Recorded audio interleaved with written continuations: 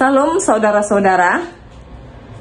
Sebelum kita memulai segala aktivitas kita di luar rumah atau di dalam rumah, biarlah kita disapa oleh firman Tuhan. Namun sebelumnya marilah kita berdoa. Damai sejahtera Allah yang melampaui segala akal, kiranya memelihara hati dan pikiranmu di dalam Kristus Yesus Tuhan kita. Amin. Yang dikasihi Tuhan kita Yesus Kristus, firman Tuhan yang akan menyapa kita pada hari ini diambil dari 2 Samuel pasal 22 ayat 29. Karena Engkaulah pelitaku, ya Tuhan, dan Tuhan menyinari kegelapanku. Demikian firman Tuhan. Yang dikasihi Tuhan Yesus Kristus, yang baru saya bacakan adalah nyanyian syukur, bagian dari nyanyian syukur Raja Daud. Oleh karena dia terlepas, dia terbebas dari berbagai ancaman-ancaman yang mengintai kehidupannya, yang mengintai nyawanya.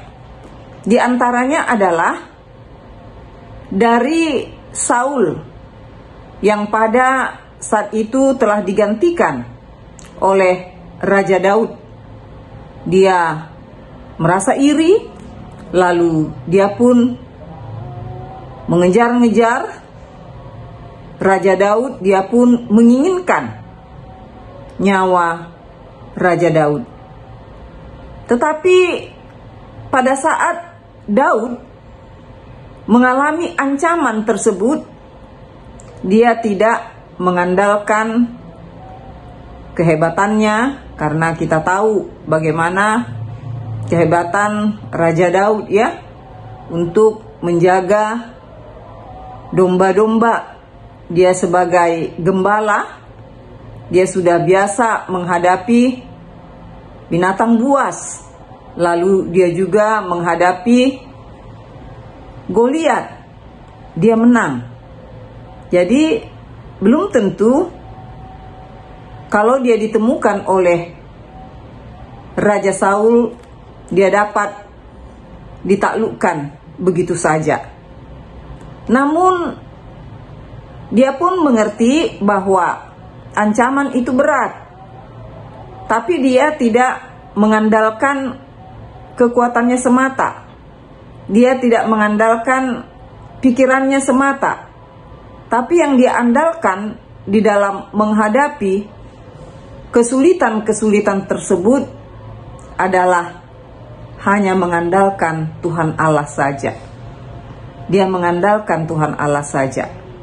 Dan kemudian dia pun merasakan bagaimana hebatnya Tuhan Allah itu yang membebaskan dia dari ancaman maut, yang melepaskan dia dari kesulitan yang dia anggap kesulitan itu sangat berat.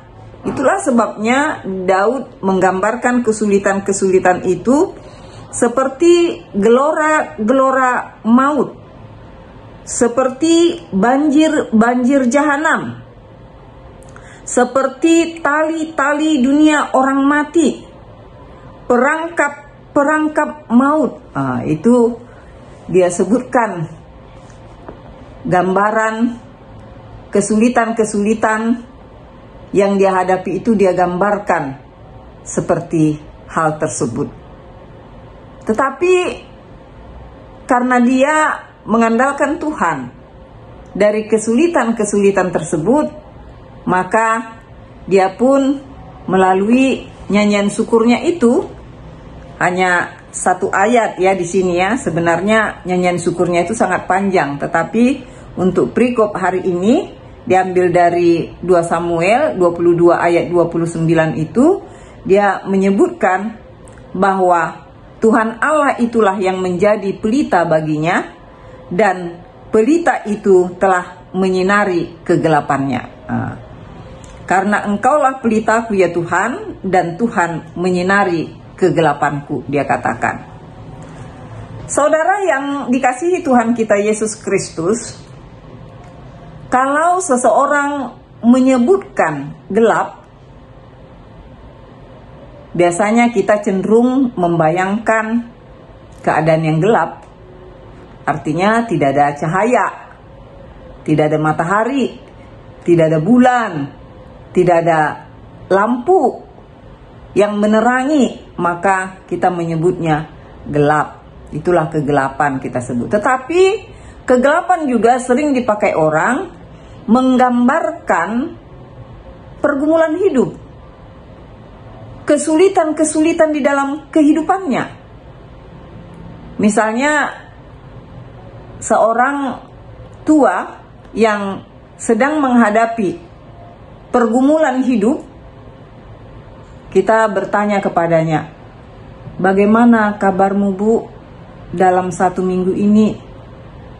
Maka dia akan menjawab, duniaku dalam 1 minggu ini benar-benar gelap. Jadi bukan menggambarkan gelap dalam arti tidak ada cahaya, tidak ada matahari atau tidak ada lampu. Gelap dalam arti penuh dengan pergumulan, penuh dengan kesulitan. Jadi di sini pun Daud menggambarkan kesulitan, ancaman yang dia hadapi itu seperti kegelapan. Tapi karena dia menyerahkan semua persoalan hidupnya kepada Tuhan, maka Tuhan menjadi pelita bagi hidupnya yang menyinari kegelapannya, yang melepaskan dia dari ancaman musuh, dari kesulitan-kesulitan yang dia hadapi. Dan akhirnya dia pun terbebas, dan dia pun menyampaikan pujian syukur kepada Tuhan atas pertolongan yang telah diberikan Tuhan kepadanya. Sering sekali kita mendengar keluhan teman-teman kita, tetapi kita juga pernah mengeluh. Itu menandakan bahwa dia dan saya, kita semua pernah mengalami kesulitan-kesulitan hidup, pernah mengalami ancaman-ancaman dalam kehidupan kita. Apa kesulitan-kesulitan itu? Beraneka ragam. Ada kesulitan karena perekonomian yang sulit. Ada juga kesulitan dalam arti bahwa dia dalam keadaan tidak sehat, atau dalam keadaan sakit. Ada kesulitan oleh karena di PHK dari pekerjaan.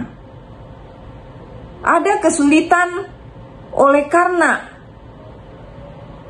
orang tertentu mengancam jiwanya dengan kebencian-kebencian. Jadi itu bisa kita gambarkan menjadi suatu kegelapan di dalam hidup kita.